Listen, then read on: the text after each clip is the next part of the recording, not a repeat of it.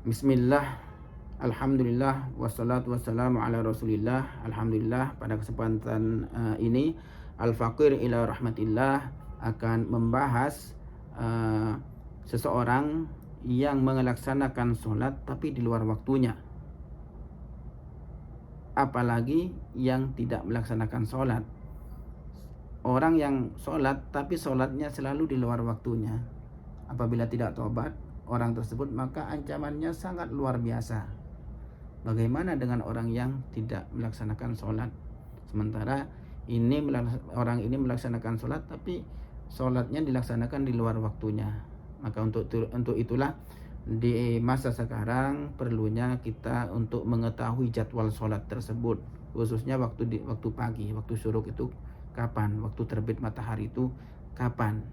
Jangan sampai kita tidak mengetahui kapan kita melaksanakan sholat.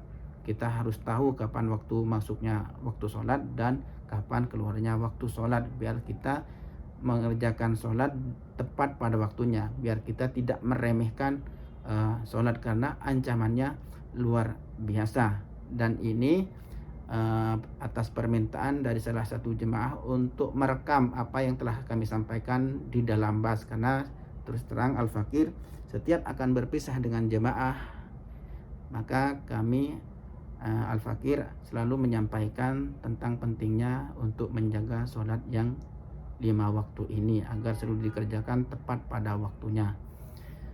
Selain memang sholat ini merupakan kewajiban yang sangat penting dari Allah Subhanahu wa Ta'ala, sampai-sampai kalau kewajiban yang lain Nabi itu tetap berada di muka bumi, tapi khusus untuk sholat beliau di Isra Mi'rajkan, diangkat ke atas langit, baru ada perintah sholat.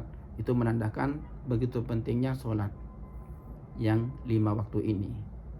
Begitu pentingnya sholat, bahkan seandainya diibaratkan anggota badan, maka sholat itu adalah kepala. Seandainya seseorang itu misalnya, naudzubillah, mudah-mudahan kita semua selamat, terputus tangannya, kakinya, insya Allah masih ada harapan untuk hidup. Akan tetapi kalau sudah terpisah kepala dari badannya, maka tidak ada kehidupan bagi orang tersebut, lenyaplah kehidupan bagi orang tersebut. Begitulah pentingnya sholat. Seandainya kita tidak sholat, maka tidak ada hidup bagi orang tersebut. Bahkan begitu pentingnya sholat, kelak di hari kiamat yang akan diperiksa pertama kali adalah sholatnya. Awwalu ma yuhasabu bil abdu yaumal qiyamah as-shalah. Jadi kata Rasulullah sallallahu alaihi wasallam, seorang hamba nanti akan dihisab pertama kali amalnya, akan diperiksa amalnya untuk pertama kali, yaitu sholatnya. Fa'in salahat sairu amali. Jika sholatnya bagus, benar, diterima oleh Allah Subhanahu wa Ta'ala, maka yang lainnya pun akan ikut baik, akan diterima oleh Allah Subhanahu wa Ta'ala. Akan tetapi sebaliknya, wa in fasada sairu amali, apabila sholatnya tidak diterima oleh Allah Subhanahu wa Ta'ala, maka amal yang lain pun akan ikut dampaknya tidak diterima oleh Allah Subhanahu wa Ta'ala. Begitu pentingnya sholat dalam kehidupan kita. Sesukses apapun kita hidup di dunia, kalau kita tidak memperhatikan sholat, maka tidak ada gunanya hidup ini. Karena pokok sukses kebahagiaan di dunia dan akhirat adalah sholat. Bahkan kalau di antara keluarga ada permasalahan, gak ada masalah ataupun apa, orang tersebut dibenci ataupun tidak disukai, banyak masalah, coba perhatikan sholatnya. Apakah sholatnya bolong-bolong, apakah dia tidak sholat. Bahkan kalau kita sering terjadi musibah di dalam keluarga tersebut, walaupun misalnya semuanya telah sholat, keluarganya, orang tua, istri, anak-anaknya, ternyata setelah diselidiki ada salah satu pembantunya misalnya tidak melaksanakan sholat, maka itu akan dampaknya akan dirasakan di keluarga tersebut. Begitu pentingnya sholat. Sholat, tuan-tuan yang kami hormati, selain memang merupakan kewajiban dari Allah Subhanahu wa Ta'ala, Salat ini merupakan bentuk terima kasih kepada Allah Subhanahu wa taala atas karunia-Nya, nikmat yang tidak terbatas, tidak ternilai harganya yang diberikan kepada kita. Kita ini kalau lagi tidak ada gangguan dalam badan kita, nikmat yang diberikan Allah ini, kita kadang tidak memperhatikan atas nikmat yang luar biasa mahalnya yang diberikan Allah kepada kita.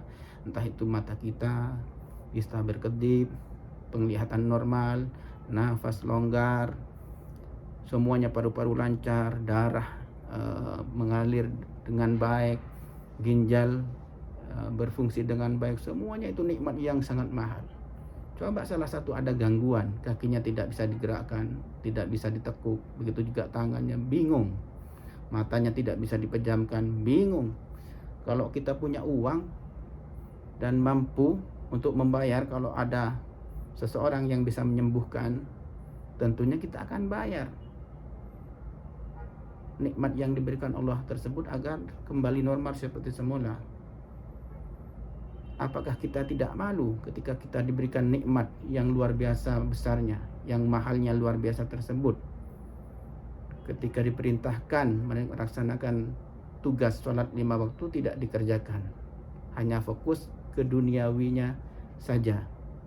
Malu kalau kita punya akal yang sehat, pasti malu. Sebagaimanapun kita sesama manusia, apabila kita dikasih uang yang banyak, contoh saja ini, uang yang banyak melimpah, dan kita ditugaskan untuk melaksanakan sesuatu, ternyata walaupun uangnya kita terima, tapi tugasnya kita tidak laksanakan, malulah pasti pada orang itu. Kenapa kamu nggak dilaksanakan tugasnya? Sementara saya sudah kasih itu uang yang begitu besar kepadamu, 1 miliar, ini kamu kerjakan tugas ini, tapi tidak dikerjakan. Pasti malu kita pada orang itu. Bagaimana kita kepada Allah Subhanahu wa taala yang telah memberikan kebahagiaan, nikmat, hajat kita dikabulkan. Semuanya merupakan karunia dari Allah Subhanahu wa taala. Apakah kita tidak malu pada Allah Subhanahu wa taala yang telah memberikan nikmat yang begitu besar tersebut? Nah, sekarang tuan-tuan yang kami hormati, kami akan membaca kitab yang membahas tentang seseorang yang menyia-nyiakan sholatnya. Apa ancamannya? Apalagi yang tidak sholat, yang menyia-nyiakan sholat tapi sholatnya ditunda sampai keluar waktunya. Apa ancamannya? Bismillahirrahmanirrahim. Fa khalafa min ba'dihim khalfun adha'u sholata wattaba'u syahwat fa sawfa yalqawna ghayya illa man taba wa amana wa amila sholiha. Maka akan datang pengganti setelah mereka. Jadi Allah setelah membicarakan tentang orang-orang yang selamat, orang yang sukses, orang-orang yang bahagia di dunia dan akhirat, yaitu para nabi. Kemudian Allah akan membicarakan suatu masa ada orang-orang yang datang setelah mereka yang menjaga sholatnya tersebut, yaitu para nabi.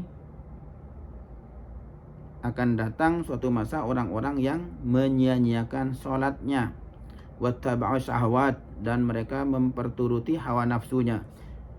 Fasaufa, apa ancamannya? Fasaufa yalqawna ghayya, maka orang-orang tersebut akan mendapatkan siksaan neraka yang sangat pedih di dalam neraka jahanam. Illa man taba wa amana wa amila sholiha, kecuali orang yang bertaubat dan beriman dan melaksanakan amal saleh. Qala Syamsul Dzahabi fi Kitabil Kabair, qala al-Imam Ibnu Abbas radhiyallahu taala anhuma, laisa makna adha'uha tarakuha bil kulliyah. Jadi laisa makna adha'uha tarakuha bil kulliyah, walakin akharuha an awqatiha. Jadi yang dimaksud dengan orang yang menyia-nyiakan sholat tersebut bukanlah orang-orang yang meninggalkan sholat sama sekali. Orang tersebut melaksanakan sholat, walakin akharuha an awqatiha, tetapi orang tersebut selalu melaksanakan sholatnya, menunda sholatnya sampai keluar waktu sholat tersebut. Wa qala Sa'id bin al-Musayyib, sayyidut tabi'in wa imamuhum, huwa alla yusalliya dhuhra hatta ya'tiyal asr. Orang tersebut tidak akan melaksanakan sholat zuhur sampai datang waktu asar. Wala yusalliyal maghriba ilal isya, dan orang tersebut tidak akan mengerjakan sholat maghrib sampai datang waktu isya. Wala yusalliyal isya ilal fajr, dan orang tersebut tidak mengerjakan isya sampai masuk waktu subuh. Begitu juga wala yusalliyal fajr ila tulu'i syams, dan orang tersebut juga tidak akan melaksanakan sholat subuh sampai matahari terbit, baru orang tersebut melaksanakan sholat subuh. Selalu demikian yang dikerjakan. Bahkan apabila orang di waktu pagi itu, walaupun misalnya dia udzur, tapi selalu demikian, kesiangan terus, maka nanti orangnya tidak akan menemukan ketentraman dalam kehidupannya. Bingung, gak ada sebabnya, gak ada masalah, tapi hidupnya bingung, gak ada ketenangan dalam hidupnya. Kenapa? Karena selalu melaksanakan sholat keluar dari waktunya. Sholat di waktu sudah matahari terbit, tiap hari demikian. Maka dia hidupnya tidak akan mendapatkan kebahagiaan, ketenangan. Bingung tanpa sebab orang yang demikian itu. Dan orang kalau memang dia itu nggak ada udzur, karena dalam sholat itu ada udzur, kalau dia memang lupa dengan waktunya sehingga keluar sholat, itu memang udzur. Ataupun dia tidur sebelum masuk waktu sholat sampai keluar waktu sholat tersebut. Tidur dari jam 12, bangun sudah jam 8, sudah terbit matahari. Kalau demikian memang ada udzur. Tidak dosa kalau demikian. Orang yang melaksanakan sholat, tidurnya dari sudah awal, sudah ikhtiar untuk bangun, supaya bangun subuh, ternyata kesiangan, itu nggak apa-apa. Beda kalau sudah subuh, masuk azan, dia santai, tidur-tiduran dan terlelap, tidak melaksanakan sholat sampai keluar waktunya, itu dosa besar. Seperti ini. Bagaimana kalau dia mengerjakan sholat keluar dari waktunya? Apa ancamannya? Faman mata wa huwa musirrun ala hadhil halah wa lam yatub aw adahu Allahu bighai. Jadi barang siapa yang meninggal sementara orang tersebut terus menerus dalam keadaan seperti yang disebutkan barusan, dia tidak akan sholat kecuali sampai masuk sholat, waktu sholat berikutnya. Walam yatub, dan tidak bertobat orang yang demikian. Apa ancamannya? Aw adahullahu bighai, maka orang tersebut akan Allah ancam dengan dia dilemparkan ke dalam jurang neraka jahanam. Apa yang dimaksud dengan ghai di sini? Wa huwa wadin fi jahannam ba'idun qa'ruh. Jadi ghai di sini merupakan jurang di dalam neraka jahanam yang sangat dalam. Jurang tersebut khabithun ta'muh, dan juga sangat baunya busuk luar biasa. Wa qala ta'ala fawailul lil musallin alladzina hum an salatihim sahun. Maka celakalah orang yang sholat. Orang sholat yang bagaimana? Yaitu orang-orang yang lalai dari sholatnya tersebut. Maksudnya bagaimana? Ay ghafiluna anha, lupa dari sholatnya. Ay mutahawinuna biha, yaitu menyia-nyiakan sholat. Maksudnya bagaimana? Bukan kita tidak khusyuk, karena itu memang tidak semua orang mampu untuk khusyuk dari awal sampai akhir. Makanya dalam sholat itu, mana kita yang bisa khusyuk di dalam sholat tersebut, maka itulah yang akan diberikan pahala. Sementara apabila kita mungkin pikirannya kemana-mana, tidak bisa khusyuk, dalam sholat kita, misalnya di dalam rukuknya, maka itu nggak dapat pahala. Tapi yang khusyuk maka kita akan diberikan pahala. Yang dimaksud di sini, yang dimaksud apa? Lalai dari sholatnya, maksudnya menyia-nyiakan sholat. Wa qala sayyiduna Sa'd bin Abi Waqqas radhiyallahu taala an, sa'altu Rasulullah sallallahu alaihi wasallam 'anil ladina hum an salatihim sahun. Jadi Sayyidina Sa'd bin Abi Waqqas ini bertanya kepada Rasulullah sallallahu alaihi wasallam tentang seseorang yang lalai dari sholatnya. Siapa itu yang dimaksud dengan orang-orang yang lalai dari sholatnya di dalam ayat tersebut? Alladzina hum an salatihim sahun. Qal, apa jawab dari baginda Rasulullah sallallahu alaihi wasallam? Wa ta'khirul waqt. Jadi yang dimaksud lalai di sini yaitu menyia-nyiakan sholat, yaitu orang yang menunda sholatnya sampai keluar waktu dari sholat tersebut. Ai ta'khiru sholati an waqtiha, yaitu menunda sholat sampai keluar dari waktunya. Itu yang dimaksud lalai dalam ayat ini. Samahum musallin, Allah sebut mereka itu orang yang sholat, lakinnahum lama tahawanuna biha wa akharuha an waqtiha au adahum biwail. Akan tetapi walaupun Allah sebut mereka itu orang yang melaksanakan sholat, tetapi mereka itu ketika mereka menyia-nyiakan sholatnya, mereka menunda sholatnya sampai keluar dari waktunya, maka Allah akan ancam mereka biwail, dengan siksa yang sangat keras, yang sangat kuat. Apa itu wail? Wahwa syiddatul adab, siksa yang sangat luar biasa kerasnya. Waqilah, yang dimaksud wail tadi, huwa wadin fi jahannam, yaitu suatu jurang di dalam neraka jahanam. Lau suyirat fihi jibalud dunya, seandainya gunung-gunung di dunia ini dilewatkan di dalam neraka jahanam tersebut, maka ladabat min syiddati harri, maka akan meleleh, akan hancur dari panasnya neraka jahanam tersebut. Wa huwa maskanu man yatahawanu bis salati wa yuakhiruha an waqtiha illa an yatuba ila Allah wa yandama ala ma farrata, yaitu yang dimaksud dengan apa? Wadi di dalam neraka jahanam, jurang di dalam neraka jahanam tersebut, yaitu suatu tempat, maksudnya tempat orang yang menyia-nyiakan sholat dan menunda sholatnya sampai keluar dari waktunya.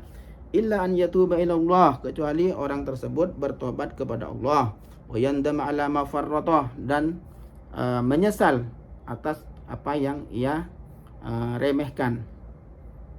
Dia kurang memperhatikan amalan ibadah sholat tersebut. Wa qala ta'ala, dan Allah berfirman, ya ayyuhalladzina amanu la tulhikum amwalukum wala auladukum an dzikrillah wa may yaf'al dzalika fa ulaika humul khasirun.